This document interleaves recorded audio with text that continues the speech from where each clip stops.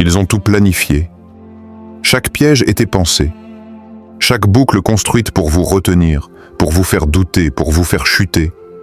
Mais aujourd'hui, leur plan vient d'échouer. Et vous savez pourquoi? Parce qu'il y a quelque chose en vous qu'ils ne peuvent pas contrôler. L'esprit éveillé, l'âme reconnectée, l'étincelle divine. 1. Le cercle vicieux de la manipulation mentale. Depuis l'enfance, on vous a conditionné.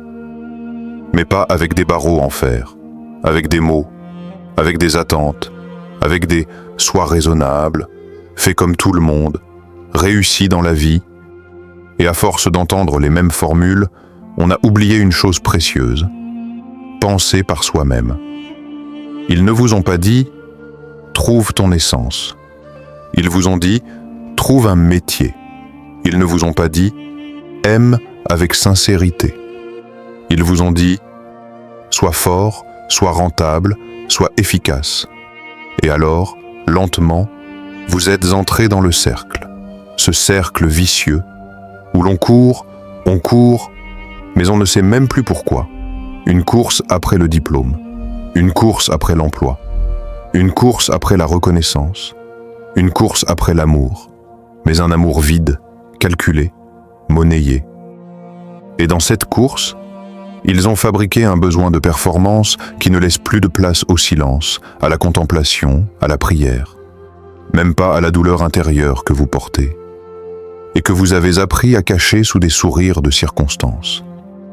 Conditionné à l'oubli de soi, vous avez été dressé à obéir sans vous en rendre compte. Pas avec des chaînes visibles, mais avec la peur du rejet, avec l'envie d'être aimé, avec l'illusion que votre valeur dépendait de votre image. Sois quelqu'un. Fais quelque chose d'important. Montre que tu réussis. Mais personne ne vous a dit « reviens à toi ». On vous a programmé à croire que si vous n'avez pas atteint un certain niveau social, un certain corps, un certain statut, vous ne valez rien.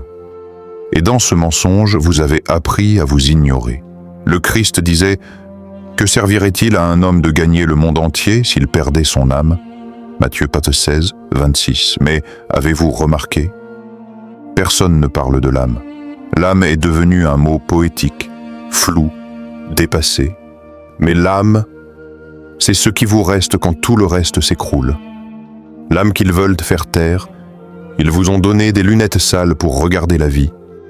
Et à travers elles, vous avez vu le monde comme un champ de bataille où seuls les forts survivent. Mais votre cœur savait que ce n'était pas vrai. Vous avez toujours eu cette douleur sourde comme un rappel. Une voix intérieure qui disait « Ce n'est pas ça la vie. Ce n'est pas ça le vrai bonheur. Il y a autre chose. » Mais à chaque fois que cette voix murmurait, on vous poussait à scroller, à acheter, à fuir, à oublier. Et vous avez fini par confondre le confort avec la paix, le bruit avec la vie, la foule avec la vérité. Regardez autour de vous. Tout le monde semble vivre. Mais qui est vraiment éveillé? La foule est agitée mais absente. Les regards sont vides, les gestes mécaniques. Tout le monde bouge mais personne ne ressent vraiment. Et vous aussi, peut-être, vous avez joué ce jeu. Un rôle bien tenu.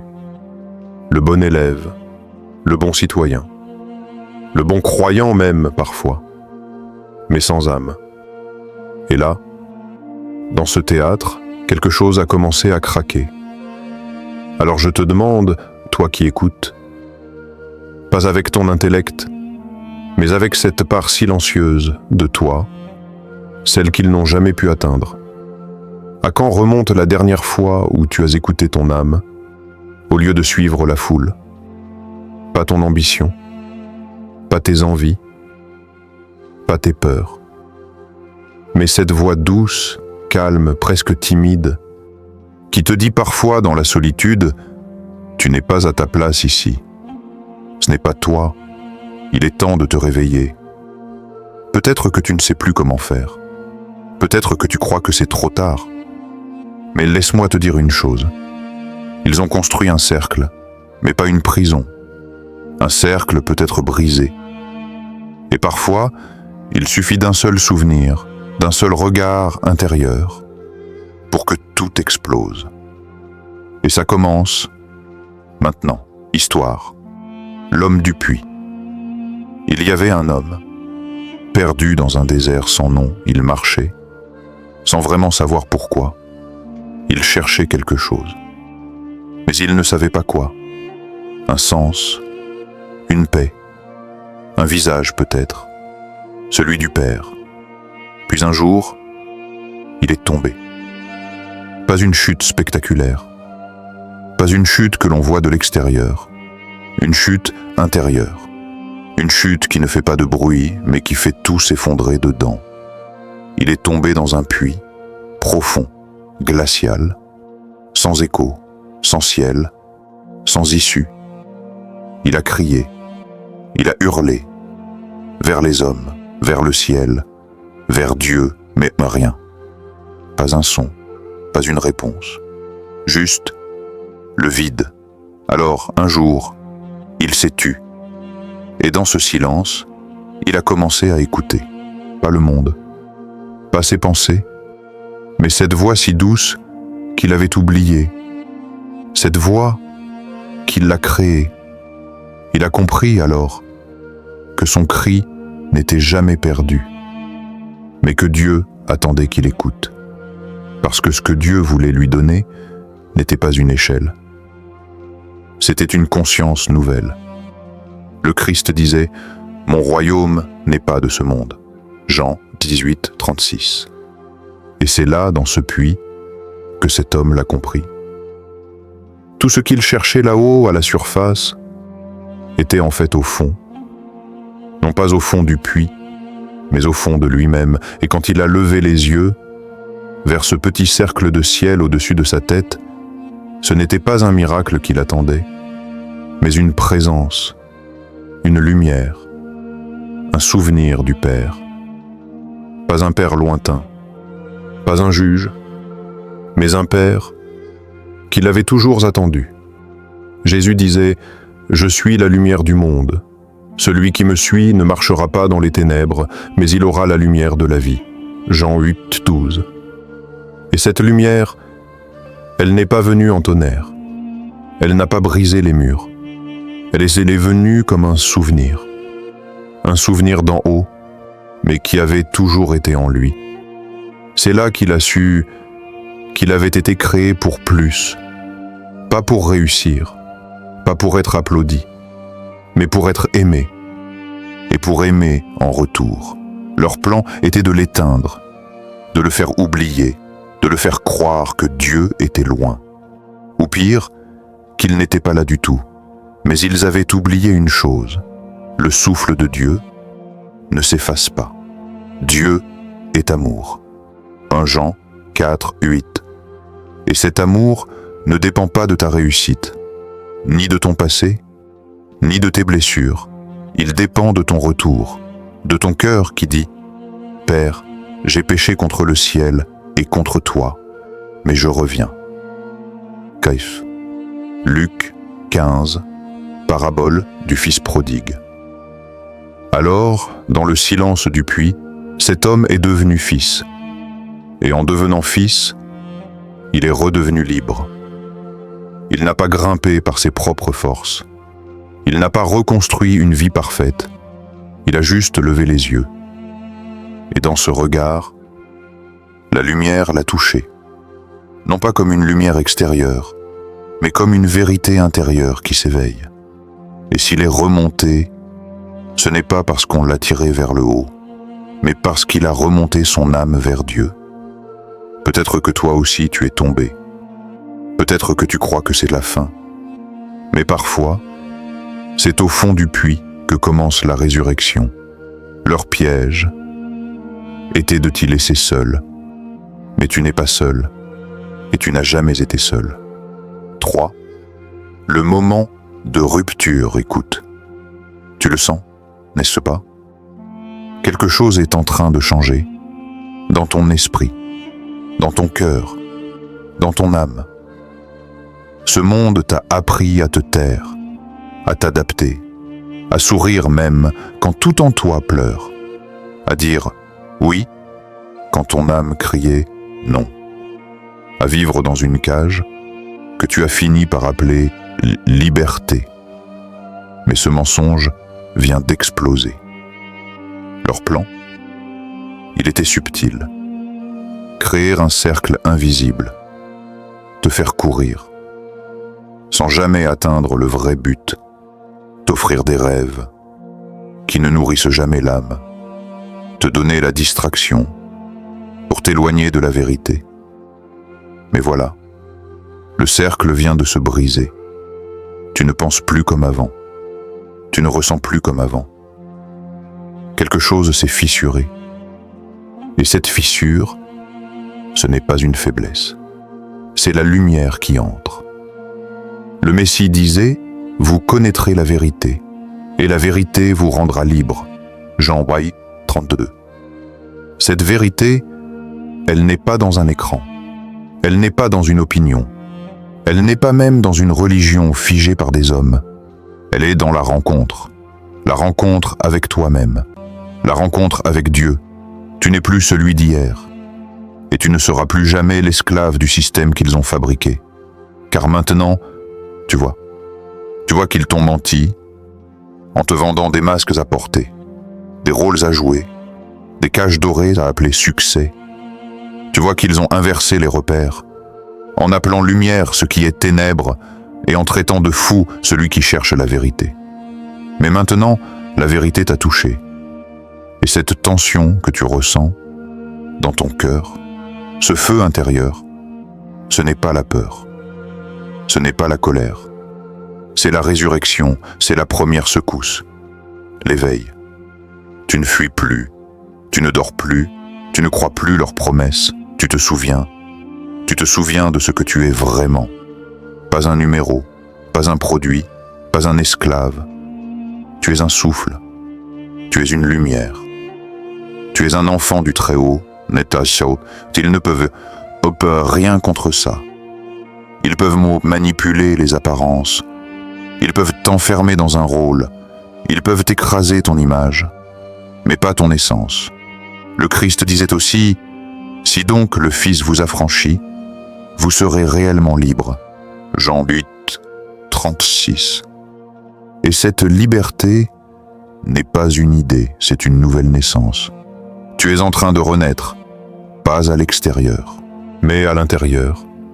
Et c'est là que tout commence. Car un cœur qui s'éveille fait trembler les murs de ce monde. Alors maintenant, écoute cette voix en toi. Pas celle qui doute, pas celle qui répète ce que le monde t'a appris, mais celle qui se souvient. Souviens-toi de ce que tu étais avant le mensonge, avant le masque, avant la chute. Tu étais lumière, tu étais souffle, tu étais libre, et tu l'es encore. Leur piège vient d'imploser, parce que tu t'es réveillé, et quand une âme se réveille, rien ne peut plus l'arrêter. 4. Question miroir au spectateur. Et toi, dis-moi, qu'est-ce qu'ils ont construit autour de toi? Pas des murs de briques, mais des murs invisibles, des attentes, des regards, des conditionnements si subtils que tu les as crus normaux. Ils t'ont appris à paraître, à performer, à suivre la cadence, même quand ton cœur saignait en silence. Ils ont voulu faire de toi un pion dans leur jeu, un produit de leur système, une image à vendre, mais toi, tu es une âme. Tu as été créé à l'image de Dieu, pas pour obéir au monde, mais pour marcher avec Dieu. Et si tu t'arrêtais, juste un instant, pour écouter autre chose que le bruit du monde, si tu tendais l'oreille, non plus vers ce qu'ils attendent de toi, mais vers la voix du Père, qui t'appelle doucement par ton prénom. Jésus disait, « Mes brebis entendent ma voix, je les connais, et elles me suivent. Jean 10, 27. Tu l'entends? Pas avec les oreilles, mais avec le cœur. Dieu ne te demande pas d'être parfait. Il te demande d'être vrai. Vrai comme un fils prodigue, qui n'a plus rien mais qui revient. Vrai comme un enfant, qui ose dire « Père, j'ai péché » et qui entend « Tu es mon fils, tu étais mort, et te voilà vivant. » Souviens-toi de cette promesse. Revenez à moi de tout votre cœur, et je reviendrai à vous. Joël 2, 12. Et si aujourd'hui, ce n'était pas un jour comme les autres? Et si aujourd'hui était le début de ton retour? Pas vers une église, ni vers une doctrine, mais vers la maison du Père, vers celui qui t'attend depuis toujours, qui a vu chacune de tes larmes, qui n'a jamais cessé de t'aimer. Et toi, es-tu prête à lui ouvrir la porte? Voici, je me tiens à la porte, et je frappe. Apocalypse 3, 20. Et si c'était maintenant? Pas demain, pas quand tu iras mieux, mais maintenant. Juste toi et lui. Le monde construit des prisons, mais pas avec du béton. Avec des idées, des peurs, des illusions, des prisons qu'on ne voit pas, parce qu'on les porte en nous, parce qu'on nous a appris à y croire, à les appeler normalité, succès ou même identité. Mais toi, tu n'es pas ce qu'ils ont voulu faire de toi. Tu es plus que ce qu'ils ont détruit, plus que ce que tu as perdu, plus que ce que le monde comprend. En toi, il y a une clé, pas de métal, pas de code. Une clé de lumière, une vérité semée par Dieu lui-même. Vous connaîtrez la vérité, et la vérité vous rendra libre. Jean 8, 32. Car ni les gouvernements, ni les empires, ni les stratégies de contrôle ne peuvent enfermer une âme qui s'éveille. Leurs plans tombent en poussière quand tu te relèves. Quand tu oses regarder plus haut que l'écran, plus profond que la blessure, plus vrai que le mensonge. Le Seigneur a dit « Revenez à moi, et je reviendrai à vous ». Zacharie 1, 3. Si ce message a touché ton cœur, ne le laisse pas mourir dans le silence. Partage-le, car peut-être quelqu'un que tu aimes est encore prisonnier du cercle. Et peut-être Dieu veut se servir de toi pour allumer une lumière là où il n'avait semé que l'ombre. C'est un appel, un murmure, un feu qui dort, jusqu'à ce que toi tu choisisses de te réveiller.